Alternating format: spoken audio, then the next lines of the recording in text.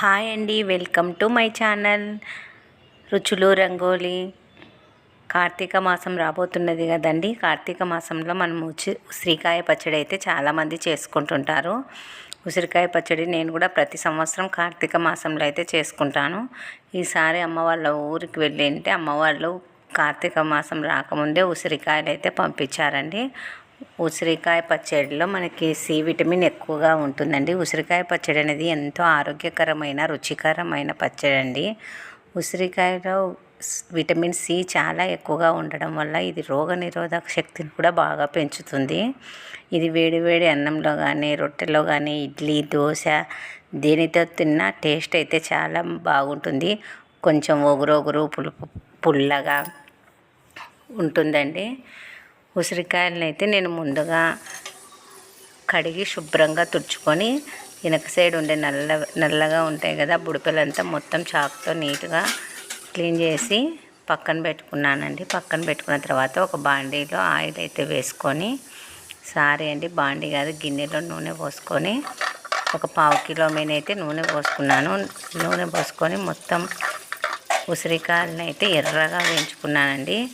ఉసిరికాయ పచ్చడి ఇలా కాకుండా ఇంకో రకంగా కూడా చేసుకుంటారు.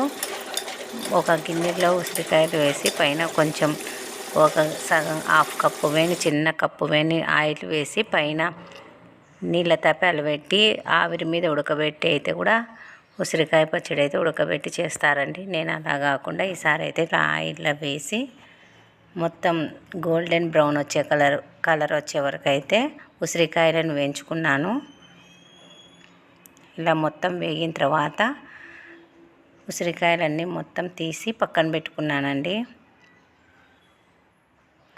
ఉసిరికాయలు మనకు ఎక్కువగా వచ్చేది కార్తీక మాసంలోనే కాబట్టి చాలామంది ఎక్కువగా చేసుకుంటూ ఉంటారు ఉసిరికాయ పచ్చడి. షుగర్ ఉన్న వాళ్ళకి ఉసిరికాయ పచ్చడి చాలా మంచిదండి. తినడం వల్ల మనకు హెయిర్కి కూడా చాలా ఉపయోగపడుతుంది.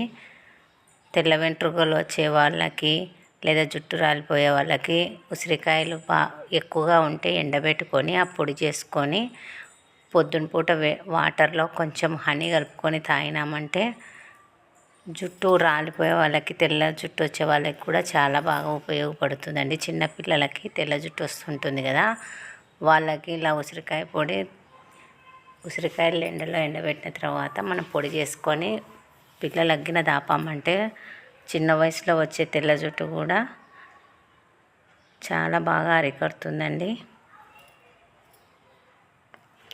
మొత్తం ఉసిరికాయలను అయితే ఇలా వేయించి పక్కన పెట్టుకున్నానండి. నేనైతే కేజీ ఉసిరికాయలు అయితే తీసుకున్నాను. కేజీ ఉసిరికాయలకు పక్కా కొలతలతో చెప్తున్నాను చూడండి. 1 గ్లాసు కారం పొడి, 1 గ్లాసు ఉప్పు అయితే తీసుకున్నాను. మీరు అలా కేజీల ప్రకారం కాకుంటే 8 గిన్నెలకు, చిన్న కప్పు గిన్నెలకు 8 గిన్నెలు అయ్యాయంటే 1 కప్పు ఉప్పు, 1 కప్పు కారం అయితే తీసుకోవచ్చు.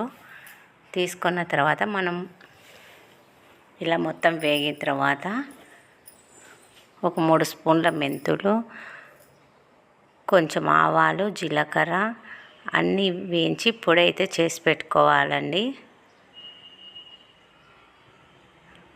మనం చింతపండునైతే నేనైతే ఒక లావు నిమ్మకాయ సైజ్ అంత చింతపండునైతే కొంచెం వాటర్ వేసి నానబెట్టి అయితే పెట్టుకున్నాను. నానబెట్టుకున్న తర్వాత మనం ఇలా మెంతులు, జీలకర్ర, ఆవాలు మొత్తం వేపుకొని పొడి చేసి పెట్టుకోవాలండి.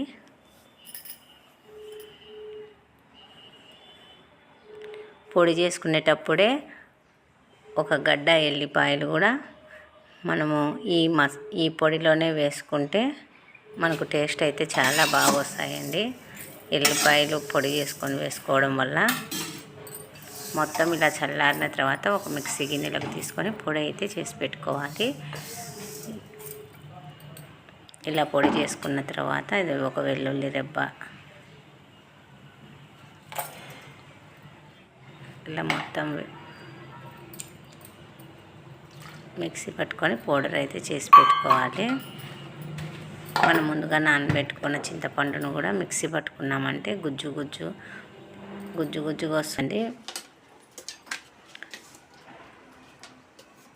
మనకు గుజ్జు ఎక్కువగా రావాలంటే నేను చింతపండు ఎక్కువగా వేయకుండా ఒక 5 నిమ్మకాయలు కూడా తీసుకున్నానండి. నిమ్మకాయలు బాగా లావు సైజే తీసుకున్నాను, సన్నవి కాకుండా. మొత్తం ఇలా పిండి అయితే రసం తీసి పక్కన పెట్టుకోవాలి. ఇలా రసం తీసుకున్న తర్వాత మనం ఏదైతే ఉసిరికాయలు వేయించిన గిన్నెలో ఆయిల్ ఉంటుంది కదా, అదే ఆయిల్లో తిరువాతకైతే పెట్టుకోవాలి. ఒక సగం గ్లాస్ వేని ఉద్దిబ్యాళ్ళు, పోపు దినుసులు, కరివేపాకు వేసానండి. తిరువాతకైతే నేనైతే ఎండుమిరపకాయలు వాడను కాబట్టి ఎండుమిరపకాయలు అయితే వేయలేదు. మీకు కావాలంటే వేసుకోవచ్చు. ఆయిల్లోనే కొంచెం పసుపు అయితే వేసుకున్నాను.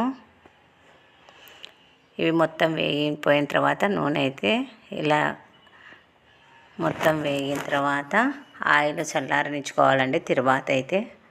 మనం తిరువాత చల్లారే లోపల మనం ముందుగా వేయించి పెట్టుకున్న ఉసిరికాయలు ఉన్నాయి కదా, అవి మొత్తం ఉప్పు, కారము, నిమ్మకాయ పులుసు, చింతపండు పులుసు అన్నీ వేసి బాగా కలుపుకోవాలండి. మొత్తం ఇలా ఒక వెడల్పు గిన్నెలో వేసి కలుపుకున్నామంటే నీట్గా ఉంటుంది.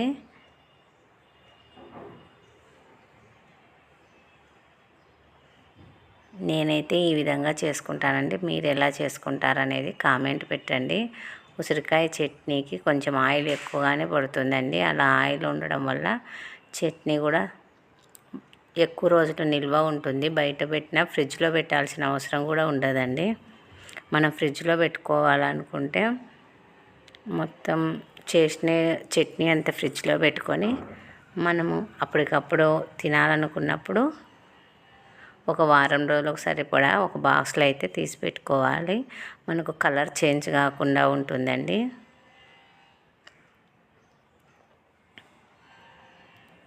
ఇప్పుడు పోపు పెట్టుకున్న ఆయిల్ మొత్తం చల్లారిన తర్వాత ఉసిరికాయలో వేసి మొత్తం కలుపుకోవాలండి. ఇంతేనండి, ఉసిరికాయ చట్నీ అయితే రెడీ అయిపోయింది. చాలా ఈజీనండి ఉసిరికాయ చట్నీ చేసుకోవడం.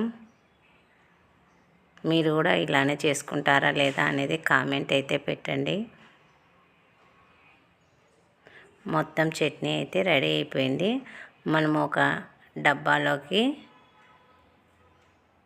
తీసి పెట్టుకోవాలండి. తీసుకున్న తర్వాత 3వ రోజు మొత్తం ఒకసారి ఉప్పు, కారము, ఆయిల్ అన్నీ చూసి చెక్ చేసుకొని మొత్తం కలిపి పెట్టుకోవాలండి. చట్నీ అయితే రెడీ అయిపోయింది. Thank you for watching. Bye.